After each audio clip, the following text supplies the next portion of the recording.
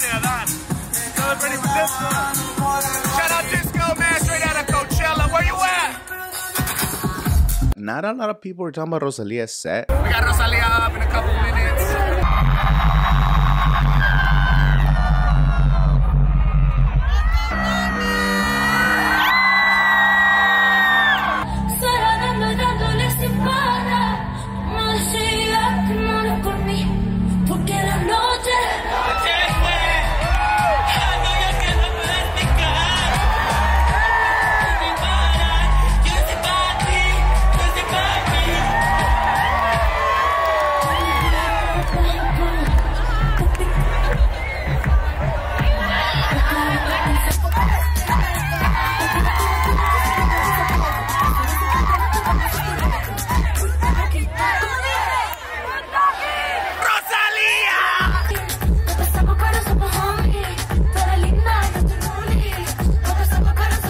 I enjoyed it. I wasn't even a big fan of her music, and I was with the homie Adan who was just turning up the whole time. It was just so much fun. Like, I had a lot of fun time watching Rosalia, and her performance, like, she was putting on a very artistic performance, and I really enjoy when artists like go all out on their performance. Rosalia, honorable mention.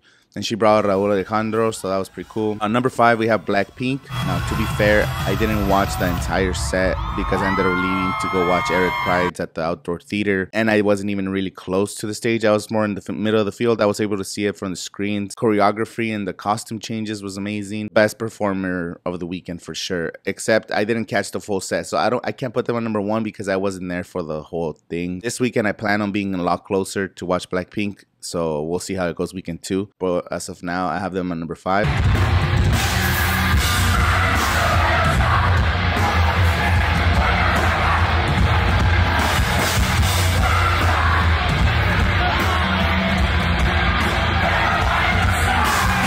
I always recommended it on the comments, and the homie Izzy was like, you gotta watch Knock Loose. These fools get crazy. There was mosh pits. There was people just jumping on stage and jumping into the crowd. And I went in there with my camera hoping not to like get hit because it was an expensive camera. All the time I was just getting pushed back and forth, and then like I don't know if you guys been to the front of the stages and there's like mosh pits and stuff, and the crowd moves back and forth, and you really can't even control yourself. You can't control your body. Like, people are pushing you from the side and forward and back, and you just kind of holding yourself up, and the energy in the room was amazing. Yeah, Knock Loose was super cool. If you guys get a chance to watch a little bit of Knock Loose on Sunday at the Sonora tent, you should check it out. It's just experience something different. That shit was crazy. Mi hermano Peso Pluma.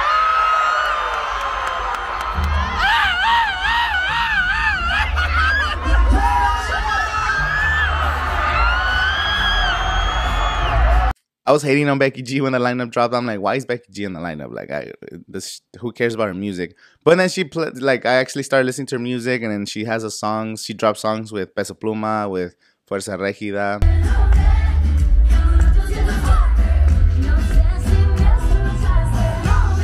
And last year, I think she had a song with Marca MP. So she brought them all out as guest performers. She also brought out Nati Natasha. So she represented Mexican culture and Mexican music. 45 minutes of just like hits and like cool dance routines. And then the stage was like rotating. She has low-key a lot of hits. Becky G has a lot of hits. And she brought Peso Pluma, bro. Like, you bring J.O.P. and Peso Pluma, you gotta be in the top 5. That's my favorite genre. Is like Regional Mexicano is my favorite genre of music.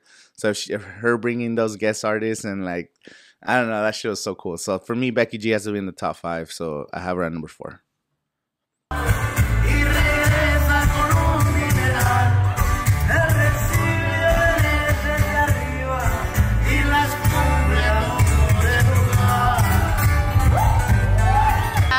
Our favorite sets of every day is gotta be Bad Bunny. Gotta be.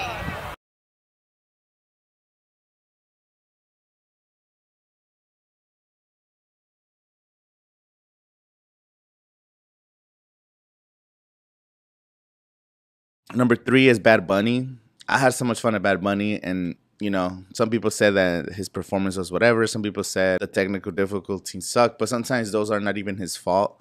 But for the rest of the set, that shit was crazy. Like, he was riding a jet ski, I think, like in the field for some reason. I thought the whole thing was pretty cool. And of course, he's just the biggest artist in the world. So watching Bad Bunny, I finally was able to see him. So I have him at number 3. I need your time when everything's wrong.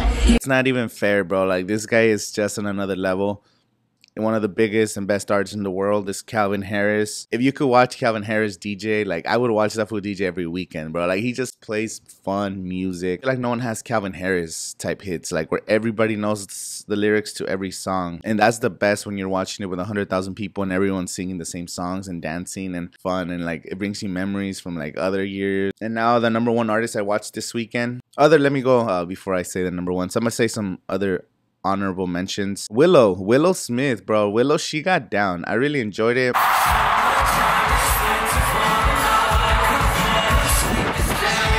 And I was really impressed. She was shredding the guitar. Her set looked really cool. She designed the entire set herself. You know, they come from a very artistic family, you know. They grew up in Hollywood and you know, of course the kids are gonna be talented. And then Jaden Smith came out as a surprise guest and they sang a song together. Yeah, I had a lot of fun at Willow.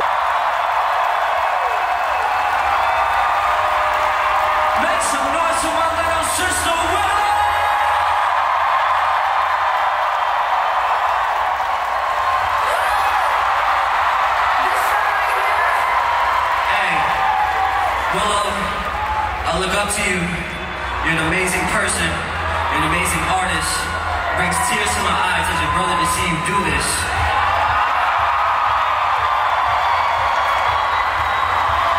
I love you so much. I'm so inspired by you. I'm so inspired and happy for what you're doing in the world and the amount of people's lives that you're changing in the music that you're making. I love you so. Eric Pride's, of course, the Hollow show. That shit looked trippy. I got to see it more from the back of the field because I was watching Blackpink, but you know, like for the moments that I was watching it, that shit was intense. Forever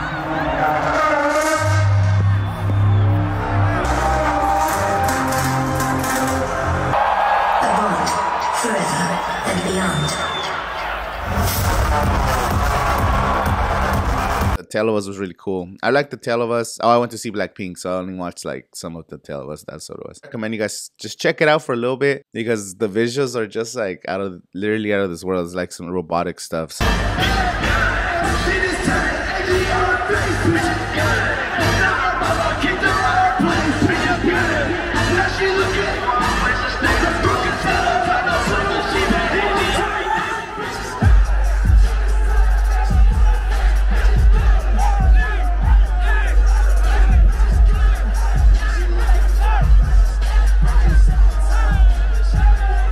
AG Club.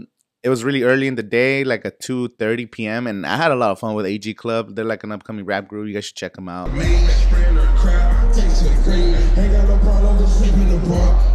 And then Metro Boomin was so hard. The only reason I don't have Metro Boomin on here on my top 5, I left 30 minutes into the performance, so I saw the intro, I saw Future, and 21 Savage came out, and like the whole crowd was going crazy at the Sahara. Go watch Bad Bunny, and again, that's a hard decision sometimes. You know, I want to watch a little bit of Metro Boomin, and I had to go watch Bad Bunny. Bad Bunny because a headliner. I love watching the headliners, you know, to these headliners, and these headliners are going to spend millions to make the set look badass and invite their best friends and shit. I always enjoy the headliners, so I watched like half of Metro Boomin, and then I went to see Bad Bunny, so we wanted to be on the front for Bad Bunny, so we ended up leaving early. So I'm just saying I didn't get to see the full set. I didn't get to see The Weeknd come out. I kind of regret it, but you know what? It happens. Yeah, just like, what's been your favorite set so far? I think Blink-182 was super dope. They did a hella good performance. Who? Blink-182. Friday night, I left alone to get the feeling right. Started making out, streets of the then I turned on the TV. On the drive home, I called home, but I'm late for my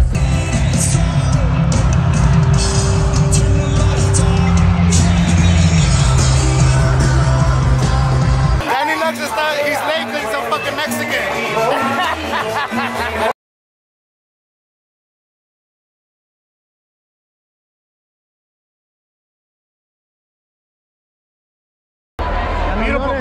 Beautiful performance by Danny Lux. Ya no llores, güey. No, ya no voy a llorar.